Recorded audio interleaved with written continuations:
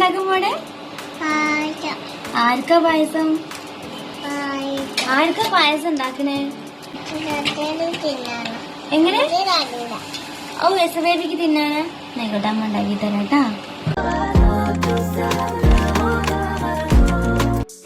So നമ്മളിന്ന് സേമിയം കൊണ്ടാണ് പായസം ഉണ്ടാക്കാൻ പോണേ. ബിക്കോസ് നമുക്ക് എത്ര ക്വാണ്ടിറ്റി പായസമാണോ ആവശ്യമുള്ളത് അതിനനുസരിച്ച് നമ്മൾ സേമിയം എടുക്കുക. പാന് ചൂടായിട്ട് വരുമ്പോൾ കുറച്ച് ഗീ ആഡ് ചെയ്ത് കൊടുത്ത് അതിലേക്ക് നമ്മുടെ സേമിയം ഇട്ട് കൊടുത്ത് നന്നായി ഇളക്കുക.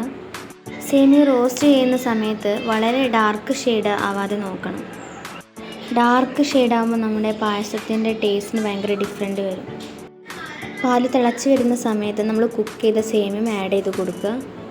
സം ഓഫ് ക്വാണ്ടിറ്റി ഒരുമിച്ച് ഇടാതെ ഇടയ്ക്കിടയ്ക്കിട്ട് സ്റ്റോപ്പ് ചെയ്ത് വയ്ക്കുക. പെട്ടെന്ന് നമുക്ക് എങ്ങനെ ഒരു പായസം ഉണ്ടാക്കാം. അതും ഒട്ടും അറിയാത്തവർക്ക് വളരെ യൂസ്ഫുള്ളാണ് ഈ വീഡിയോ.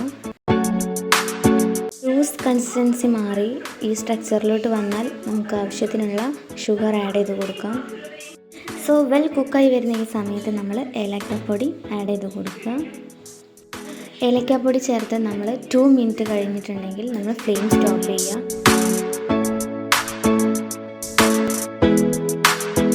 അപ്പോൾ അതെ പായസം റെഡി ആയിട്ടുണ്ട്. നമുക്ക് ടേസ്റ്റ് ചെയ്ത് നോക്കിയാലോ.